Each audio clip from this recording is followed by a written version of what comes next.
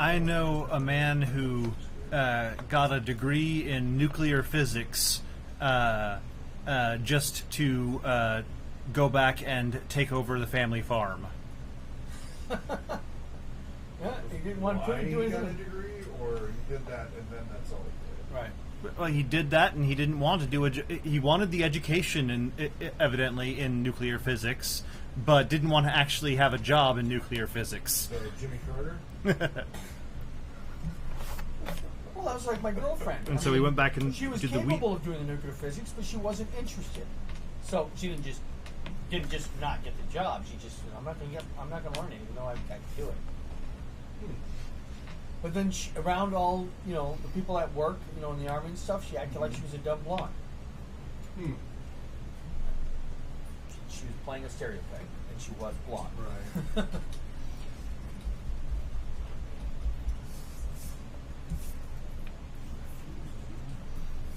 And she was one of the very few blonde Jewish people I've ever met.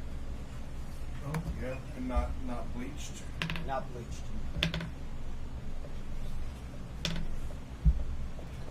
Which probably tells me she has almost as much German in her as she does I'm Jewish. sorry, Riley, you'll be the invisible voice. Sweet. Did you put that on your character sheet? Invisible? Ooh.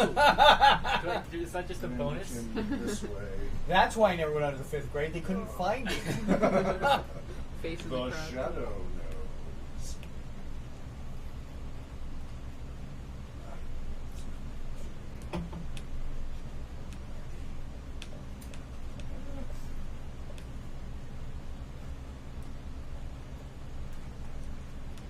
I couldn't find a special trait I wanted.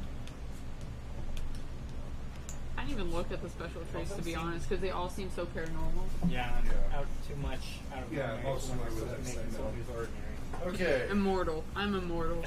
Well, the only one that I saw I just there's don't know special it. traits that looked like that was useful was for the children, inexperienced.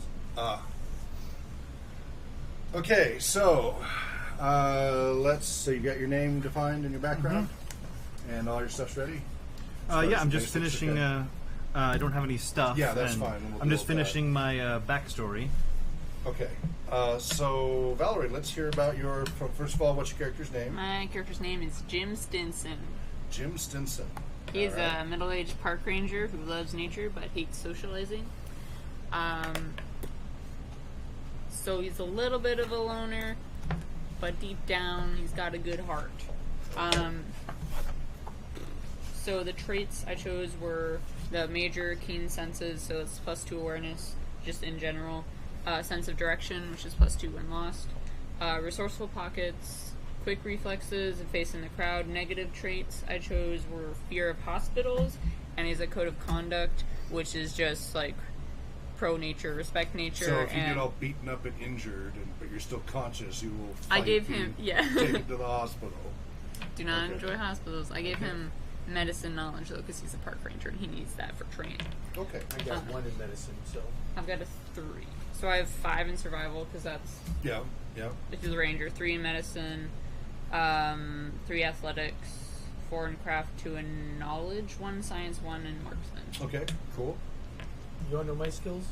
I'll come to that. Riley, I'd like to hear more about your funky character, Okay, his name is Ryan Pona. Ryan Pona. He's a 20-year-old 4th grader from North Dakota, and he's afraid of moving Pona up from Dakota. from 4th grade. He's afraid of 5th grade He's a- teachers. Yeah. Not 5th grade. No, it's the 5th grade he just teachers. doesn't like Very So specific. what happened?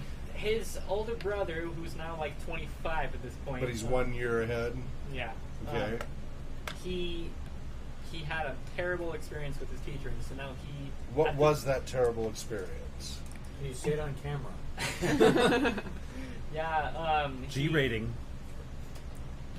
Like the teacher would bully him basically in class in front of all the other students to make.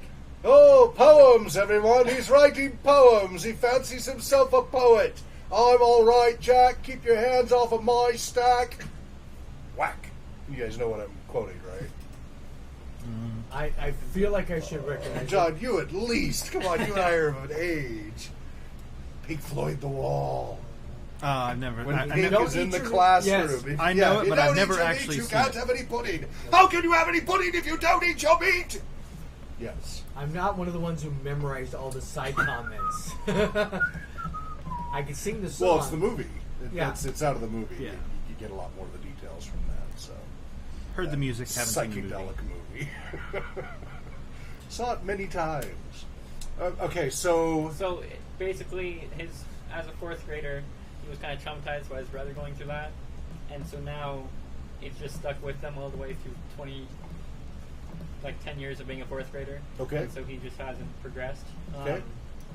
For traits, he's lucky and has quick reflexes, and he's kind of plain looking, so he has the face in the crowd. face the trait. crowd, right? Okay. But he's also super argumentative and impulsive, and then he has the phobia of teachers.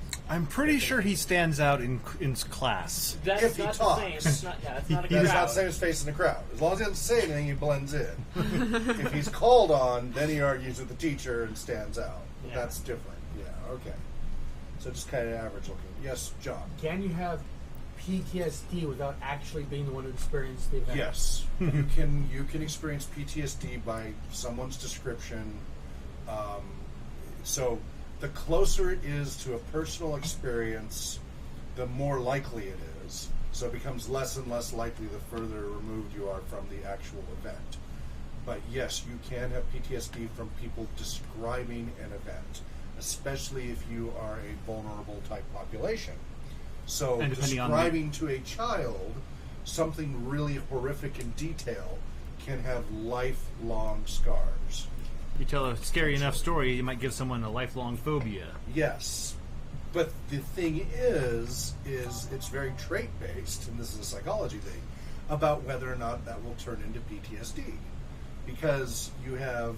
Now, here's the other thing. The more you're exposed to trauma, the more likely you are to develop PTSD. So there used to be a myth that you become desensitized to trauma. And what they found is that is not true. You Whether just get worn EMT down. or military, the more you get exposed, the greater your likelihood of PTSD. Sooner or later, you will develop PTSD if you are constantly exposed. And people who grow up in traumatic environments can just have a life of that because that's what they become used to.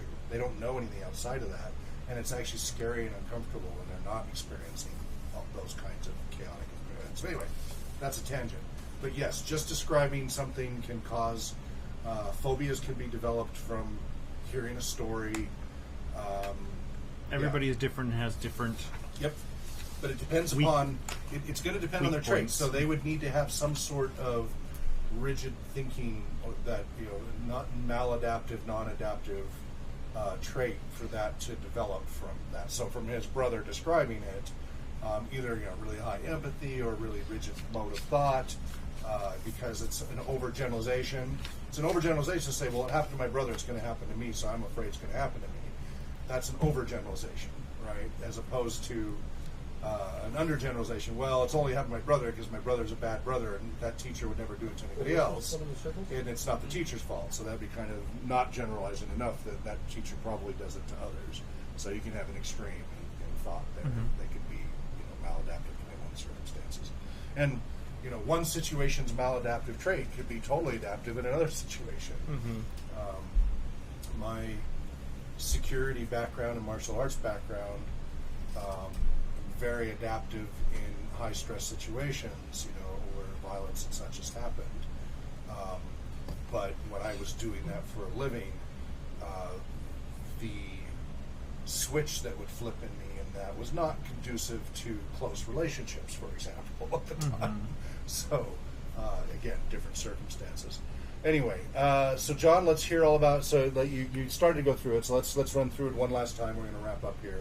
So his name is Professor Nigel Digglesworth, Oxford Professor of Archaeology, Victorian garb, excessively polite. He's distinctive because of his garb, his code of conduct. What and were his skills? skills? He has 4 in convince, 2 in craft, 1 in fighting, stage fighting. Okay. 6 in knowledge, 1 in Okay. medicine, 3 in science, 2 in technology. Okay. All All right. Did I forget anybody that, as far as running through skill? Did you run through your skills? And so run through your full character now. You've got it written down. Well, That's quite a long name. well, that's it. For a name, I wrote his name is John, aka Jack, aka Joe, aka Jim, aka Jeff, aka Joel. Basically, because there's so many J names that are very similar. He just goes by whatever people call him. No, he uses he mixes them up so that nobody can really track him. Can he keep track? Yes, he can keep track. Okay. But Understood. so basically, his name is either John Jackson or Joe Jefferson or Jeff. Understood. Yeah. Okay.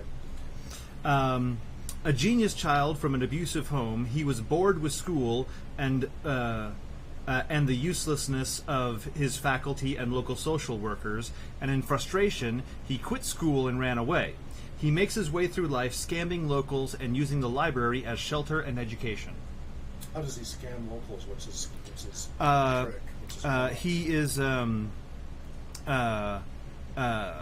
he has charming and empathic, so he can read people and charm them. So he's he also good at it, but does he have? So a lot of cons have a specific trick, modus operandi that they like to use, or a set of them, a specific set of cons. So think about that. You don't have to define it right now. He's got a few of them, and he's actually researched more. So I would definitely want you to define what those cons are. Okay. It's okay if there's 2 or 3 or 4 of them, but they need to be defined. Okay. So that there's role-playing opportunities to gauge those. It's great. You can use the other skills in a more general sense, but those are things about, like if you ever watch Matchstick Men? The Sting. You ever watch The Sting and Classic. stuff like that? Yeah. So you got specific things like that. Anyway, cool. So now also think in your story. Now that's easy for you, and you're already in England as well. Yes. So that's easy. So for you two, think of a good story reason related to your character why you would be in London, England. Well, we were thinking maybe that since he's a professor and I hang out in libraries. No, he is. Yeah, I already got that. He's in England. You two, that's an easy one. I'm into these two. These Oh, are the okay. ones that need to Because they're not. I see. Not from I see. these We're two the parts. easy ones. So you two think about. You don't have to answer it right now, but think about it for the next one. Now, Riley, will you be able to be here Monday? Yeah. Okay, and Valerie, you as well. Mm-hmm. Okay, And I have some ideas, I think. good. Maybe not. Maybe not. Maybe not. You might have something. Yeah, I'm going to Seattle this weekend, and so it might Okay. not be here. All right. Well, we'll take it in stride. But think about what you want. Why your 5th grade phobic 20-year-old kid would be here in London, England. Yeah. Maybe the 5th. They have a different grade system over here in England. Let him come up with ideas, and they don't have to be connected to theirs at all. I'll worry about connecting you guys together through the storyline, whatever that is. I just need to know why your character is at this time here in London, England, and it will be London. And it could be as simple as family went to kind of a vacation at the London Eye, whatever. You don't have to be here forever. You're just here right now. You may only be here for 2 days. You're here for Doctor Who. Whatever. Yeah. That would be very meta. That would be interesting. Wouldn't it be like That's one of the few conventions I went Professor to in the 80s Whom? was a small Doctor Who one in Utah. What's that? Wouldn't it be like Professor Whom would be the Whom. To avoid trademark. Mr. Whom, PhD. that's Doctor Who. yeah. Oh, that's the My Little Pony. But, actually, you could use that because I think England doesn't have kindergarten, so their version of the same grade that you're in is the 6th grade. So you could skip 5th grade and go straight to 6th We're grade. going to go ahead and wrap it up if you now after transfer to an English school. So we're going to call that good. So I do want you to leave your characters here, but you're welcome to write on your own your additional ideas. If you want to take a quick photo of your character just so you can reference it, that's not a bad thing to do. And then once you're done, please hand them down to me, and then I'm going to put them in my GM's guidebook here, just in case people I start going, where did I put your character sheets? I stuck them in here. I'm not going to create a separate folder at this point. That's just a scratch paper. And then we need to get stuff next time, right? Yes, stuff. So the thing about that is, you can have whatever you want as just general stuff. There's no like monetary limitation of Probably just a general weight stuff. limitation, though. It's pretty light. They don't go into it heavily. Okay. That's more meant to track Okay, 15 important bowling stuff. What's that? I carry 15 bowling balls with me. At all times. Right, that would be a problem. But this is more the important stuff, like the key of Rathalon or something that you pick up during your adventures. Or Oh, just so important stuff. Just like random. It's What if I important want a stuff. ranger preparedness kit? Great, go for it. Okay. But I would probably, for all your general stuff, put it on the back. Okay. This is going to be your significant stuff. Okay. All your I'd other put- stuff, toothbrush, Swiss Army, pocket knife, whatever, survival Rambo knife, whatever. My all of machete. that's on the My back. machine gun. And knock yourself out. Whatever's appropriate, Well, go the for reason it for she your has character. on the front page her And army, define what her, you're wearing. her awareness tag, and I would have my leather merch bag because that goes with our pocket. Sure. Sure. Like he has done, but I'd like all of you to clearly define what you're wearing. Because in Doctor Who, clothing seems to always be an important expression of the individual. You'll notice both the Doctor and the companions always have very distinctive, they make a big deal about the attire as an expression of the person. So think very, maybe your uniform, it may be something else. It might be a lumberjack and you're okay. The uniform would be You awesome, work actually. sleep all night and work all day. I don't know. I don't know, the sexy police uniform. Yeah. So, Well, I mean, you know what I'm referring. yes. So yeah, thank you. So, what do you think of these characters as far as the development process? Pretty easy, right? Pretty straightforward. Do you like how it kind of was easy to work with for what you had in mind, or did you find it difficult to do? What were your thoughts on the character creation? It was pretty simple. It's just a matter of going back and double checking numbers several times. Like, if I want this, I have to have this and this and this, and then. But how do you feel the system either helped or hindered creating the character that you wanted, that you've come to? That you wanted, For me, what it you was wanted to what it became? for me it was very interactive. Okay. My imagination and the system kind of Do you just feel, worked in tandem. Yeah, so like you feel the system facilitated what you wanted to make as a character. Yeah. Some systems can get in the way. The- Like the a lot of sys- systems get in the way of what you want. the character informed the system, and the system informed the character. It was All right. Completely Iterative. symbiotic. Okay, all right. What was your experience of it? I liked it. So I started with like the skills because I usually just pick categories like these are the 5 Okay. categories that I want my character to have, and then from there, like that was how I decided I wanted a park ranger. Okay. And so I thought like the skills kind of helped shape what Okay. my character was, and then moving and on you to like didn't have it fully worked out yet. You just had a very high level idea. right. And then Okay. when I went into traits and I was looking at those Okay, and so trying you to kinda figure out worked what I wanted backwards, there. which sounds like you did a little bit too. Yeah, so I had like an idea of like a vague idea of what I wanted, and then I thought the system kind of helped narrow that down, Okay. and then And you like where it went with it? yeah. Okay. The specificity was the right amount, or would you like I more really- specificity, less? I think what they had was good. Like I like Okay. how you could kind of like buy and like barter with the traits, and how you could, And like, that's a standard point system RPG. That's this last 2 decades. That's been very common, is use point systems rather than random allocation. So, actually, that reminds me. The one critique I would give is that for this kind of thing with all of your things you can do listed in the book, it makes it very book dependent if you're trying to do multiple characters. Yes, well, at and the you same time can with you one can book. take archetypes. There were a few example archetypes, like a unit soldier and stuff like that. That you can then you're like given the beginning archetype that you can then tweak.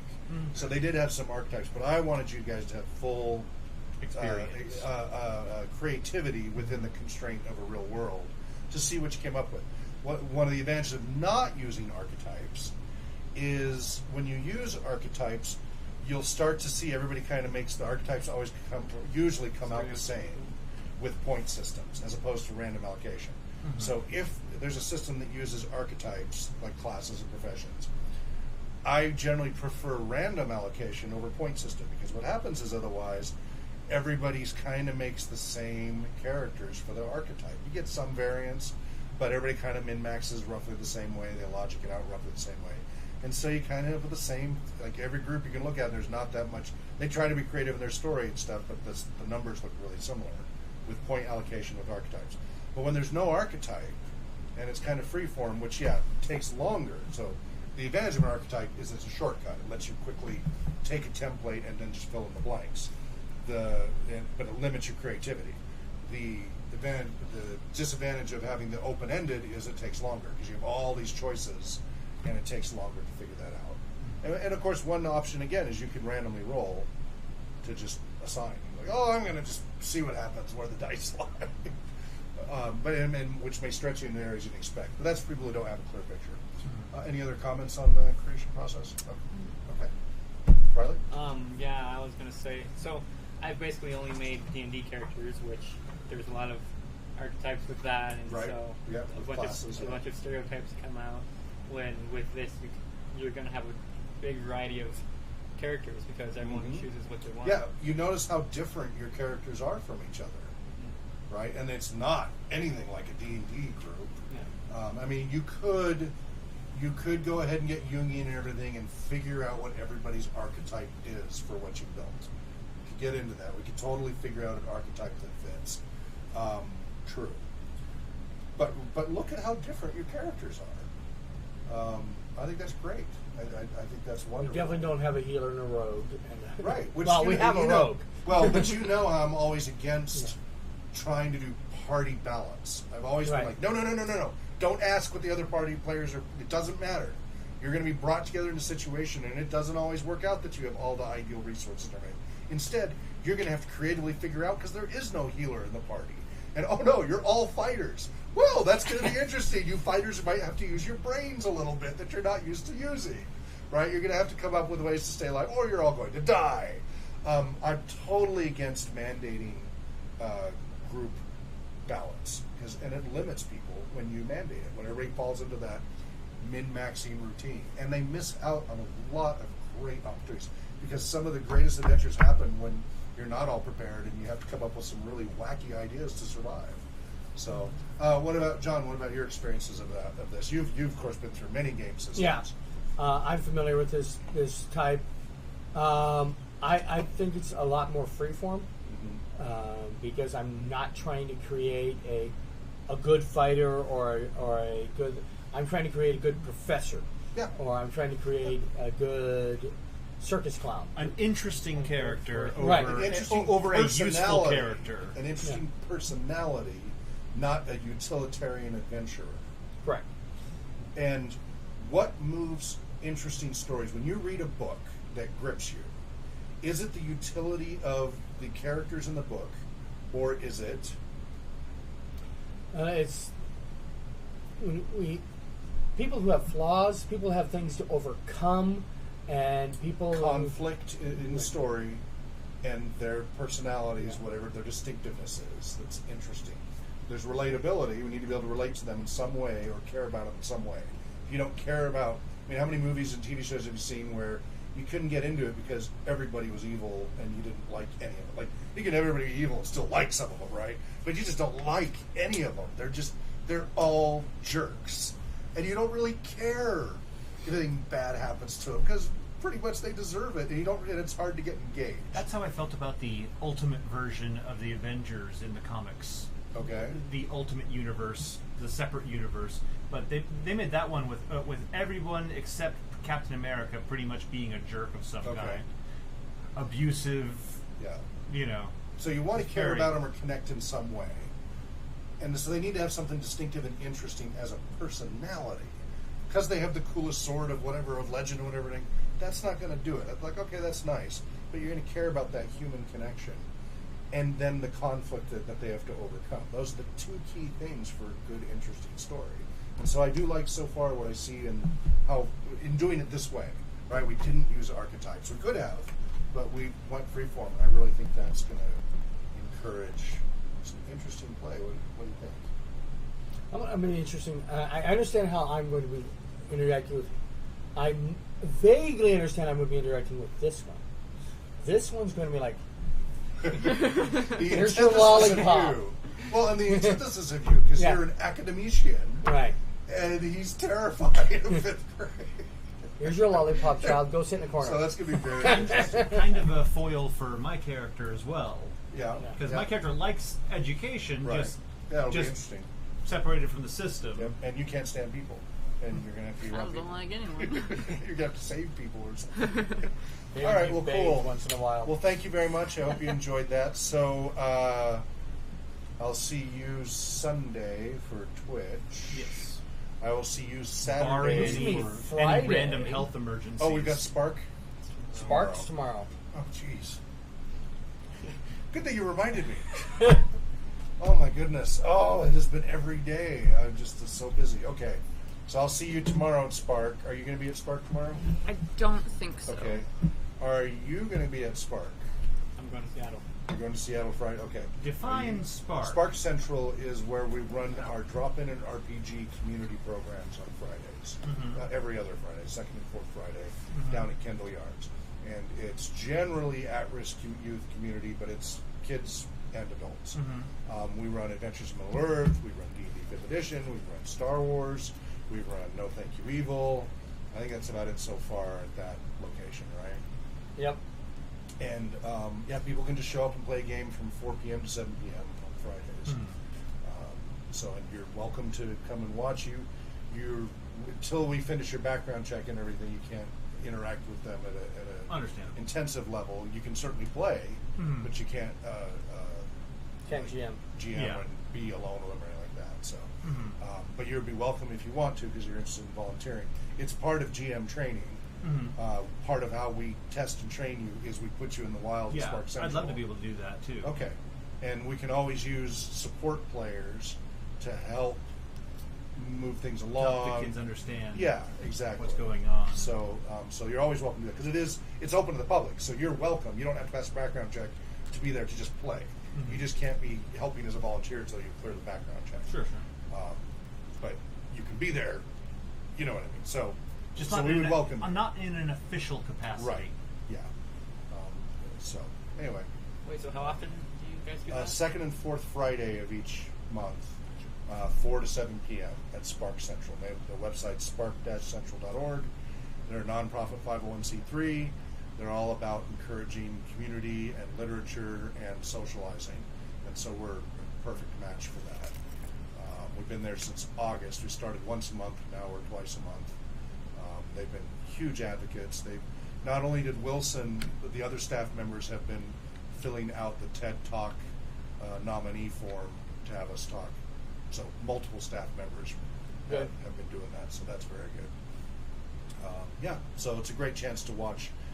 Valerie's been there doing player archetype observations to take notes and such. So, and then now that he has an email, so Riley at rpgresearch.com, send him a copy of the manual as it is. I know it's in rough form, but just so he gets a little bit of an idea of what that is. Okay.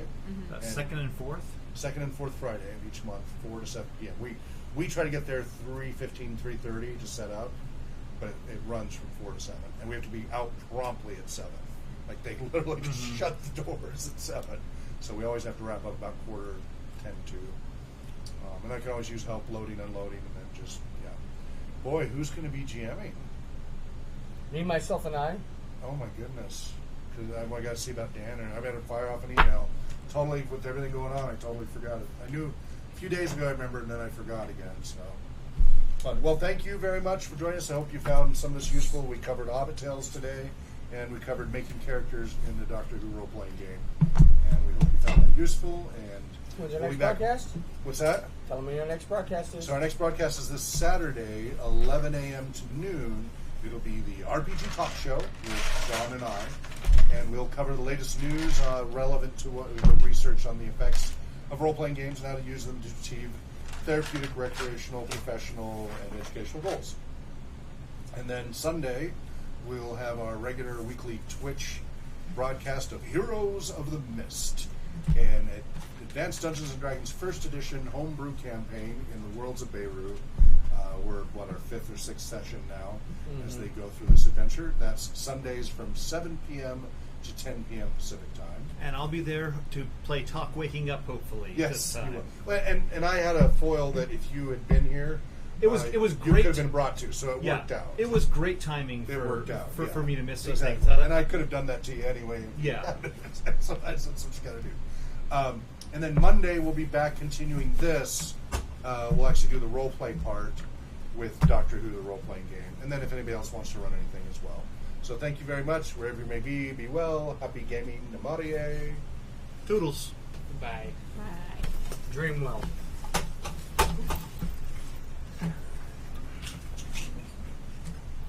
Losing business.